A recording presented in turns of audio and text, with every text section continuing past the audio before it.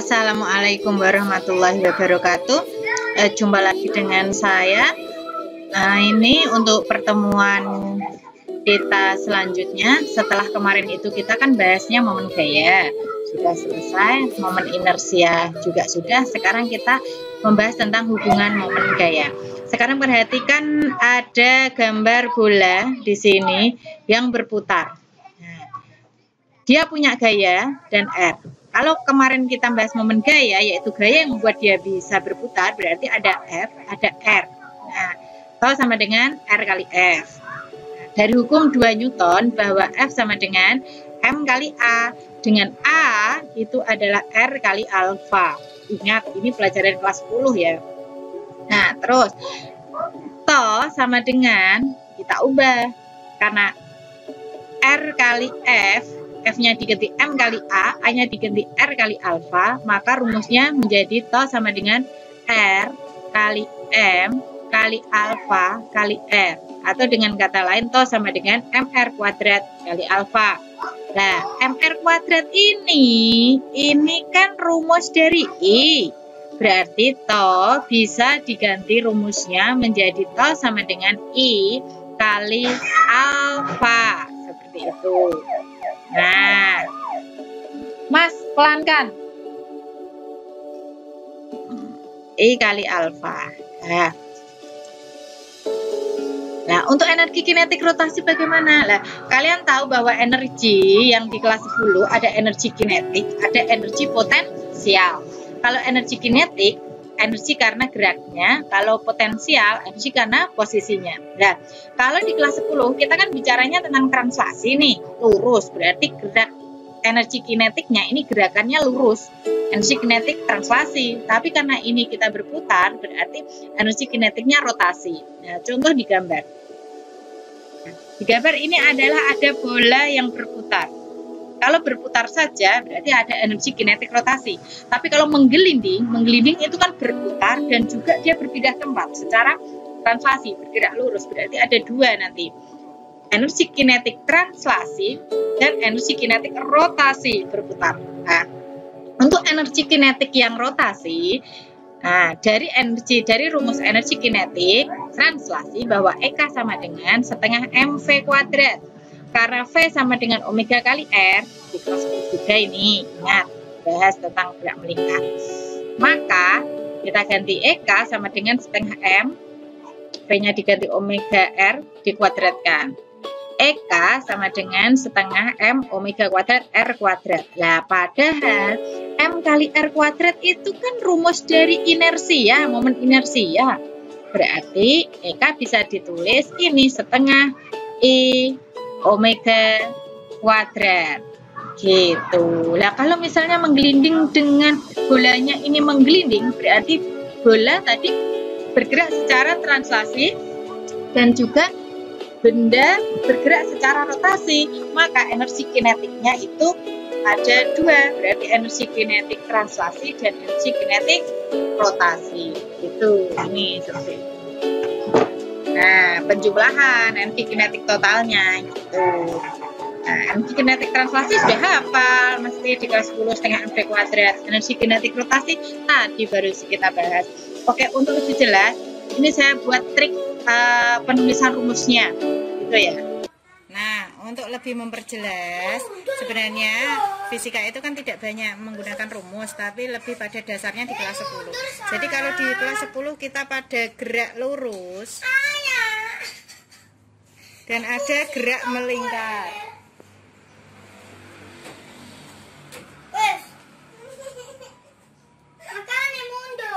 Kalau di gerak lurus kita ada jarak, simbolnya S. Kalau di gerak melingkar ada posisi.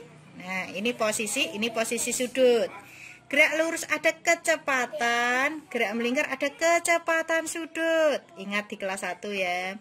Gerak lurus ada percepatan, gerak melingkar ada percepatan sudut. Nah, apa hubungannya ini? Nah, hubungannya kita tinggal ngasih R. Karena gerak melingkar ada jari-jari. Nah, ini kan rumus di kelas 10 bahwa S sama dengan theta kali R. V sama dengan omega kali R. A sama dengan alfa kali R kelas 10. Nah, kamu tinggal ingatnya itu saja. S gerak lurus, gerak melingkar ada theta. V gerak lurus, gerak melingkarnya ada omega. Gerak lurus ada A, gerak melingkar ada alfa. Sama nanti. Nah, kalau di gerak lurus ada gaya F, di gerak melingkar ada gaya, momen gaya torsi. Kalau di gerak lurus ada massa M, di gerak melingkar ada momen inersia. Nah, di gerak lurus lagi ada apa ya? Ada momentum. Simbolnya momentum P. Nah, di gerak melingkar nanti ada momentum sudut, simbolnya L. Jadi momentum sudut. Ini gaya, nah momen gaya, massa, nah, momen inersia, posisi sudut, kecepatan sudut, percepatan sudut. Nah, kalau yang ini hubungannya apa? Sekarang seret. Kalau yang ini hubungannya gini, yang pengaliannya tinggal di sini. R. Nah, tapi yang ini yang kuadrat. Nah, jadi to sama dengan F kali R. Rumus-rumus yang ada di gerak lurus silahkan pakai di gerak melingkar. Contoh, kamu tahu bahwa di gerak lurus ada rumus S sama dengan V kali T. Maka di gerak melingkar ada S tadi ada theta, V ada omega kali T. Nah, kalau ada rumus lagi yang GLBB itu rumusnya ada 3. S sama dengan V0 T plus minus setengah A T kuadrat. Maka di gerak melingkar ada S-nya diganti theta sama dengan omega 0 T plus minus setengah A diganti alfa T kuadrat. Nah, ada rumus lagi. VT sama dengan V0 T plus minus A kali T. V0 T V0. VT sama dengan V0 plus minus A kali T. Maka di gerak melingkar VT jadi omega T sama dengan omega 0 plus minus A jadi alfa kali T. Rumus yang ketiga, VT kuadrat sama dengan V0 kuadrat plus minus 2AS. Ini rumus GLBB ada 3 loh ya. Ini dasar di kelas 1 semua. Untuk kelas 11 tinggal ganti tok.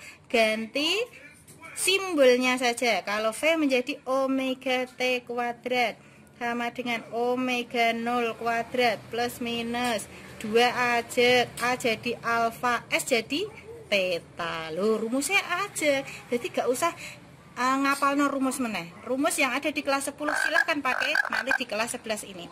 Ada rumus lagi. F itu rumusnya apa? M kali A itu di kelas 1 hukum Newton 2. Kalau di kelas 11 sekarang melingkar, F-nya jadi to, M-nya nanti jadi I, A-nya jadi alfa. Loh, ketemu rumus meneh. Nah, rumus apa lagi? Momentum. Nah, kalau di kelas 10 ada P sama dengan M kali V. Di kelas 11 ini ada P-nya jadi L, M-nya jadi I, V-nya jadi omega. Loh, ada rumus gini. Ra usah ngapal no, tinggal eling di kelas 1. Ada rumus lagi energi kinetik. Kalau di kelas 1 energi kinetik gerak lurus translasi setengah mv kuadrat. Maka di gerak melingkar EK energi kinetik rotasi berarti sama dengan setengah ajek M di gerak melingkar jadi I, V di gerak melingkar jadi omega kuadrat. Loh, wes untuk rumus menewes. Pokoknya kita pakailah rumus-rumus yang ada di kelas 1 ajek, tinggal mengubahnya menjadi simbol-simbol yang ada di gerak melingkar. Oke, seperti itu.